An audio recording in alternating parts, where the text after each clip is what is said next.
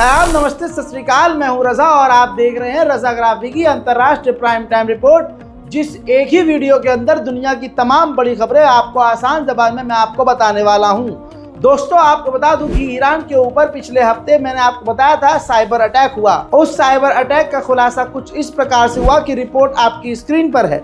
Iran के officers ने इस बात का खुलासा किया है कि बैंकिंग सिस्टम में हैकर्स घुस गए थे और हैकरों ने इतनी सेंसिटिव जानकारियां हासिल कर ली थी कि उन्होंने ईरान की गवर्नमेंट को यानी हमको धमकाया, जिसके बाद ईरान ने यानी हमने $3 मिलियन की रिश्वत दी और उनसे कहा कि मेहरबानी करके इन डिटेल्स को लीक मत करना।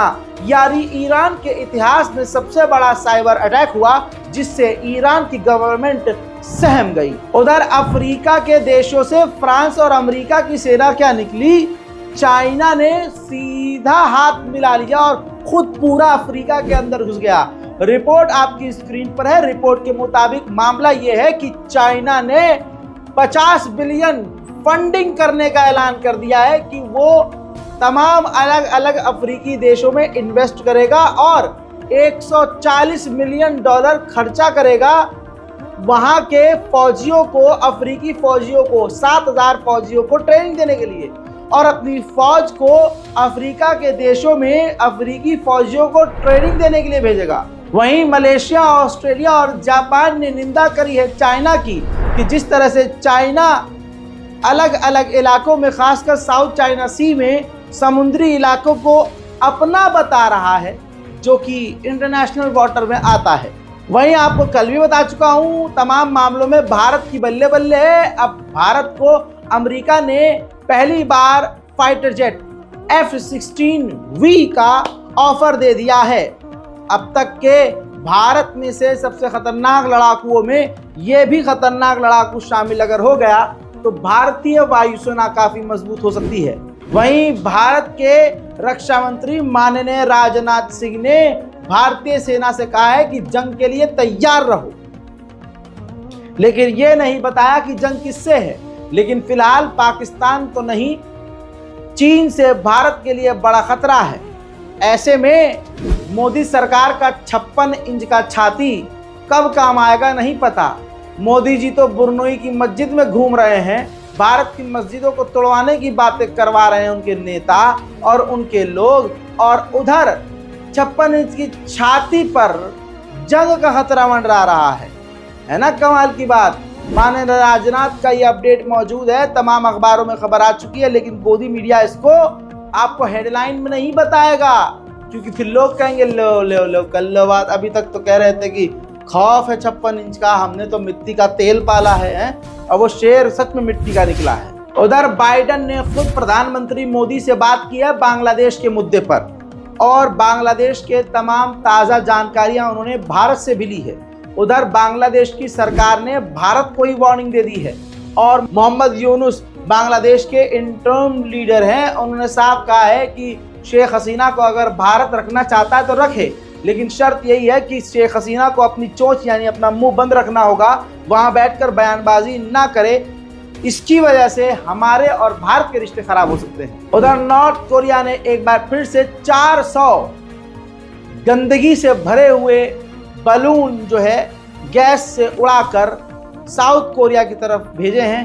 कई इलाकों में साउथ कोरिया के ये बलून जाकर गिरे हैं और गंदगी मचाई है। वहीं मेरे दोस्तों, अमेरिका प्लान बना रहा है कि ताइवान के साथ ताइवान में ही मिलकर हथियार बनाया जाए चीन के खिलाफ। कोलंबिया के अंदर जो है जांच शुरू हो गई है पुलिस की, जी हाँ, उल्टा पुलिस की, क्योंकि पाया यह गया है खबरों में और जांच में, शुरुआती जांच में, कि कोलंबिया की पुलिस ने इजराइल से जासूसी खतरनाक सॉफ्टवेयर पेगासस खरीदा था, जिसका इस्तेमाल गैरकानूनी तरीके से विपक्ष के नेताओं और दूसरे पत्रकारों पर और लोगों पर इस्तेमाल किया गया, उनकी पर्सनल निजी जानकारी हासिल करने के लिए, उन पर नज़र रखने के लिए, जो अंतर्राष्ट्रीय लेवल पर गलत है।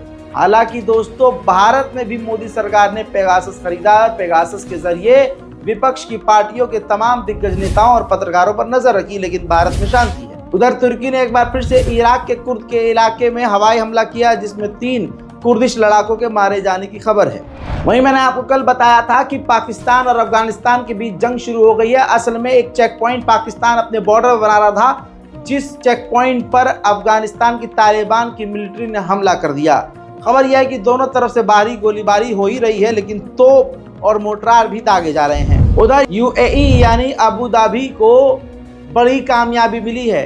अरब देशों में पहला अरब देश यूएई बन गया है जिसके पास न्यूक्लियर पावर प्लांट है। जी हाँ, उसका न्यूक्लियर पावर प्लांट शुरू हो गया है। अमेरिका के अंदर इलेक्शन होने वाले हैं। रशिया पर तो अमेरिका इल्जाम लगा ही चुका है, लेकिन पहले नंबर पर कह दिया है सबसे बड़ा खतरा ईरान है, क्योंकि ईरान सबसे पहले नंबर पर आता है गलत खबर फैलाने में, मिस इन्फॉर्मेशन फैलाने में। उधर मेरे दोस्तों, चाइना की जबान पाकिस्तान के मुंह में आ गई है और पाकिस्तान अब फिर से भारत पर जहर उगल रहा है और कह रहा है कि जूनागढ़ भारत का इलाका नहीं, पाकिस्तान का इलाका है। भारत ने गैर कानूनी तरीके से उस पर कब्जा किया हुआ है। कश्मीर का भी इसी तरह से पाकिस्तान ने जिक्र करके मामले को भड़काने की कोशिश की है। मोदी सरकार ने सीधा पाकिस्तान के इस बयान को खारिज कर दिया है।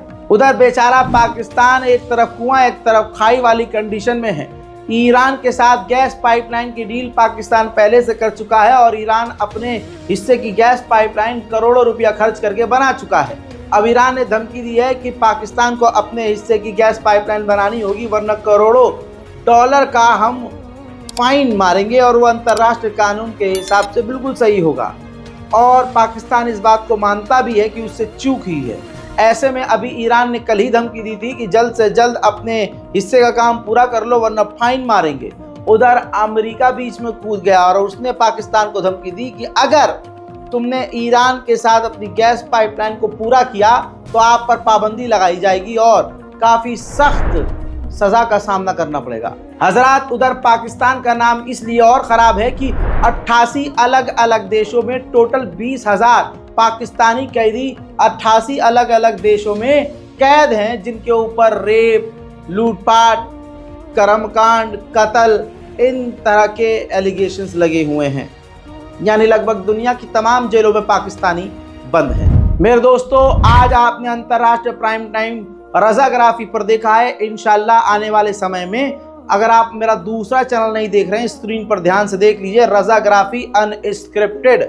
जी हाँ, जल्दी से सब्सक्राइब कीजिए और इस रिपोर्ट पर वॉर अपडेट, इजराइल, गाजा, फिलिस्तीन, मिडिल ईस्ट, तमाम तरह के अपडेट्स मैं इस चैनल पर डाल रहा हूं, क्योंकि ये चैनल बेहद ज़रूरी है। रज़ाग्राफी को निशाने पर रखा गया है और रज़ाग्राफी को पूरी तरह से डेड करने की कोशिश की जा रही है।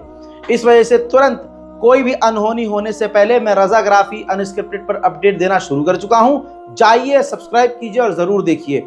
वीडियो को डाउनलोड कीजिए। कोई कॉपीराइट मैं आपको नहीं दूंगा, कोई स्ट्राइक आपको नहीं दूंगा, मेरी तरफ से आपको पूरी छूट है। मैं हूं रज़ा और आप देख रहे हैं रज़ाग्राफी। जय हिंद।